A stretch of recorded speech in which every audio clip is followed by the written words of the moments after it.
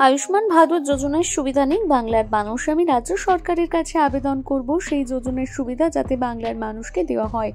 সোমবার শিলিগুড়ির সাংগঠনিক জেলা বিজেপির দলীয় কার্যালয়ে সাংবাদিকদের মুখোমুখি হয়ে কথা জানান কেন্দ্রীয় নারী শিশু কল্যাণ ও আয়ুষ প্রতিমন্ত্রী মহেন্দ্র মঞ্জুপাড়া। এদিন দিল্লি থেকে বিমানে বাগডোগরা বিমানবন্দরে পৌঁছন তিনি। সেখান থেকে সড়ক পথে দলীয় কার্যালয়ে যান। সেখানে কেন্দ্র সরকারের বিকশিত ভারত সংকল্প যাত্রা ও মোদি গ্যারান্টি ট্যাবলের সূচনা করেন তিনি। सबसे पहले तो हमारे साथी सांसद जी राजीव विष्टा जी और हमारे पार्टी के सब वर्कर्स, एमएलए साहब, एमपी साहब, सबकी प्रेजेंस में आज एक विकसित भारत संकल्प यात्रा का आयोजन आज ये हम कर रहे हैं। और विकसित भारत यात्रा वो क्या चीज़ है, तो मोदी की सरकार की गारंटी की गाड़ी आपके पश्चिम बंगाल में आ गई है और गारंटी ख़त्म होने की भी गारंटी है। ऐसा नहीं है कि सिर्फ गारंटी दे के छोड़ देना, ऐसा नहीं है। देखो आप, मोदी जी 2047 में पूरे देश को एक विकसित भारत पे कि जो विश्व गुरु बनाना चाहते हैं, उसके परिप्रेक्ष्य में ये जो मोदी जी की जो योजनाएं है केंद्र सरकार की, जो केंद्र सरकार की सब योजनाएं जो लास्ट माइल पर्सन है उस तक पहुँचे और उसका भी डेवलपमेंट हो, और उसका डेवलपमेंट होगा तो पूरा भारत का डेवलपमेंट। इसके लिए ये आज ये विकसित भारत संकल्प यात्रा का आयोजन किया जाए। उसमें हम जो कुछ योजनाएं है, चाहे प्रधानमंत्री आवास योजना हो और आप स्पेशली आयुष्मान कार्ड योजना का लाभ पूरा देश आज उठा रहा है।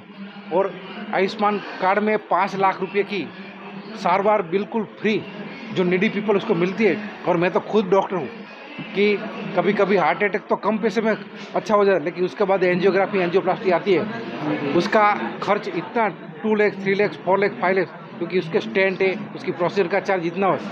तो आयुष्मान कार्ड योजना यहाँ बंगाल में नहीं है। तो मैं तो यहाँ बंगाल गवर्नमेंट को ये भी रिक्वेस्ट करता हूँ कि आपकी जनता को उसका फ़ायदा मिले, इसलिए आप आयुष्मान भारत योजना का लोगों को उसका कार्ड निकाल के सबको बेनिफिट दो। प्लस दूसरा प्रधानमंत्री आवास योजना है, ऐसे प्रधानमंत्री मातृ वंदना योजना है, उसका भी बेनिफिट यहाँ की लेडी को मिलने देगा, उसका भी अधिकार है। ऐसे सब लोगों का अधिकार है कि जो केंद्र सरकार है, क्योंकि बंगाल भी हमारा भारत सरकार का भाग है, तो क्या मोदी जी की जो कुछ योजना है उसका बेनिफिट बंगाल की जनता क्यों ना उठाए। 2024 का जो चुनाव आ रहा है, क्या बेगौल में 2024 में इलेक्शन में जो लास्ट ईयर जो सीट आई थी उससे काफ़ी चीज़ बढ़ के यहाँ आने वाली है। इसलिए तो ये मोदी की गारंटी की एक गाड़ी आई है, और एक गारंटी की गाड़ी को यहाँ आने में काफ़ी अड़चनें आई है, वो भी मुझे मालूम है। लेकिन विजय मोदी जी का होगा। और आप मैं पूरा कंट्री का बताऊँ तो इस बार 404 से ज़्यादा सीट एनडीए को मिलने वाली है। राहुल गांधी जी तो एक दौरा कर रहा है पूरे भारत में, अभी शुरू कर रहे हैं इधर, क्या बोलेंगे? जो अभी 3 स्टेट में हमारी मेजॉरिटी हुई, राजस्थान है, मध्य प्रदेश, छत्तीसगढ़ में, उससे पहले भी राहुल गांधी जी ने वो अपनी यात्रा की थी पैदल चल के, लेकिन उसका कुछ आने वाला नहीं है। देखो मोदी जी दिन रात काम करते हैं, वो सिर्फ पब्लिक के लिए 3 घंटे सिर्फ सोते हैं। तो ऐसे प्रधानमंत्री जी अब जब मिले हैं, एक प्रमाणिक प्रधानमंत्री है, एक सेवाभावी ऑनेस्ट मिला हमें, तो लोग सब जानते हैं कि मोदी सरकार में ही डेवलपमेंट है। आयुष योजना में क्या सुविधा मिलेगा लोगों को, कैसे मिलेगा?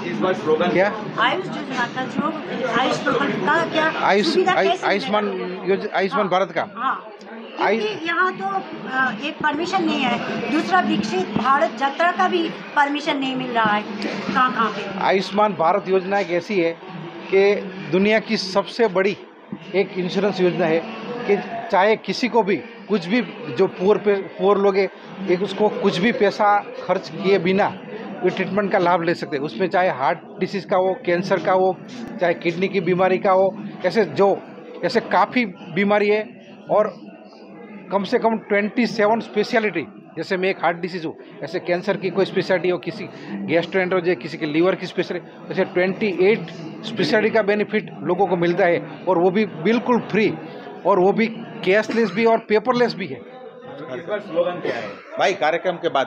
अब की बार 404 पार। वाह। हाल में जो घटना घटी उसके बाद अगले जो लोकसभा इलेक्शन आ रहा है, टीएमसी के मंत्री, टीएमसी के नेताओं ने जो ईडी के ऊपर हमला किया है, ये भारत के संविधान के ऊपर हमला है, भारत के कानून के ऊपर हमला है, और उन्होंने देशद्रोह का जो है उससे भी बड़ा अपराध किया है। और जिन्होंने ईडी जो एक स्वतंत्र जो एजेंसी होती है, जिसको भारत के कानून ने, भारत के संविधान ने जिसको मान्यता दी है, ये उसके ऊपर हमला है। और ये हमला जानबूझ करके टीएमसी द्वारा, ममता दीदी द्वारा संत्रास फैलाने के लिए, आतंक फैलाने के लिए जो टीएमसी का यूएसपी है उसका प्रयोग करने का प्रयास हुआ है। भारत का कानून काम करेगा, भारत का संविधान काम करेगा। पश्चिम बंगाल के 10 करोड़ जनता को बचाने का काम भारत का संविधान करेगा।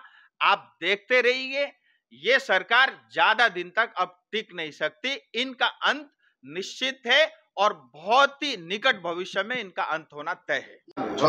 ইডি হামলা এবং ইডি এখন অনুমান করছে বাংলাদেশে ভোট চলছে বলে উনি এই রাজ্যে আছে, কোনো বর্ডার সংলগ্ন এলাকাতে লুকিয়ে রয়েছে। কি বলবেন এই বিষয়টা নিয়ে সন্দেশকারী? খুব তো হিরো ছিল, রয়্যাল বেঙ্গল টাইগার। সেই রয়্যাল বেঙ্গল টাইগার আমরা দেখলাম যখন ইডি গেল তখন সেই ইঁদুর হয়ে গেল এবং লোককে ভিড়িয়ে দিল, সাধারণ লোককে, সাধারণ মানুষগুলোকে তারা পাঠিয়ে দিল মানে এই আক্রমণ হামলা করার জন্য। কারণ ওই যারা হামলা করবে ওই সাধারণ গরিব মানুষ যাদেরকে ইউজ করছে সে, আজকে তারা মরুক আর তারা নিজে পালিয়ে পালিয়ে বেড়াচ্ছে। কই এখন তো হিম্মত হয় না সামনে আসার। তো আমরা কোথাও যেখানেই পালিয়ে থাকুক, যে যেভাবেই ইঁদুরের মতো করে গর্তের মধ্যে পালিয়ে থাকুক, ওসামা বিন লাদেনকে যখন আমেরিকা যখন খুঁজে পেয়েছে এবং মেরেছে, এই শেখ শাহজাহানের মতো তুচ্ছ মানুষগুলো, ইঁদুরগুলো, এদেরকে খুঁজতে আমাদের ইন্ডিয়ার গভর্নমেন্টের যে কেন্দ্রীয় বাহিনী, বিভিন্ন গোয়েন্দা দপ্তর, এদের কাছেও কোনো ব্যাপার না। কয়েকদিনের মধ্যে দেখবেন এরা অ্যারেস্টেড হবে এবং এদেরকে জেলে ঢুকতেই হবে।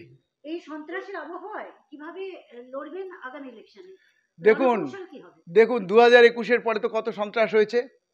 আজকে যারা সন্ত্রাসকারী তারা আজকে জেলের ভেতরে অনেকেই, তারা আজকে 300 জন বেশি যারা সন্ত্রাস করেছিল তারা আজকে জেলের ভেতরে, যারা টিএমসির ওয়ার্কার। এবং আরেকটা জিনিস বলছি, তারা যেমন জেলে গেছে, তার অন্যান্য মানুষগুলো কিন্তু ঘরের ভেতরে ঢুকে গেছে, কারণ ওরা নিজেরাও বুঝতে পারছে না কখন তারা প্রত্যেকে ঢুকে যাবে যারা এরকম অত্যাচার করেছে। সুতরাং সেরকম বাতাবরণ এখন নেই। আর মানুষকে অত সহজে ভয় দেখানো যায় না। মানুষ যখন সংঘবদ্ধ হবে না, সেই ব্রিটিশ চলে গেল, ব্রিটিশকে ইন্ডিয়ান আমাদের নাগরিক, সব ভারতীয় নাগরিক ব্রিটিশদের তাড়িয়ে দিল, যাদের নাকি সূর্য ডুবতো না। সেই পৃথিবীর বড় বড় কোথায় আমরা হিটলারকে দেখলাম, সারা পৃথিবী নাকি সে জয় করছে, সেই হিটলারও ধ্বংস হয়ে গেল। সুতরাং এগুলো তো তুচ্ছ। দাদা, ইডি সন্দেহ করছিল সেদিন যদি বাড়িতে ঢুকতো তাহলে টাকার পাহাড় পেত, মানে শাহনাজের বাড়িতে টাকার পাহাড় পেত এবং অনেক ডকুমেন্টস পাওয়া যেত। তাই জন্য কি গ্রামবাসীকে লেলি দিয়েছিল? দেখুন, ওরকম টাকার পাহাড় টিএমসি নেতাদের এখানকার, যদি এখানেও যদি পূজা হয় না, যদি যাওয়া হয় আপনারা হয়তো পেয়ে যাবেন। এত টাকার পাহাড় করেছে, গরিব মানুষের টাকাগুলোকে মেরে তারা যেরকম বাড়ি ঘর দেখলেই তো পাওয়া যায়, তাদের হালচাল, তাদের স্টাইল, তাদের গাড়ি, তাদের খাওয়া দাওয়া, এগুলো দেখলেই তো বোঝা যায় তারা কেমন আছে না আছে। নিউ জলপাইগুড়ি স্টেশন পরিদর্শনে গেছিলেন আপনি?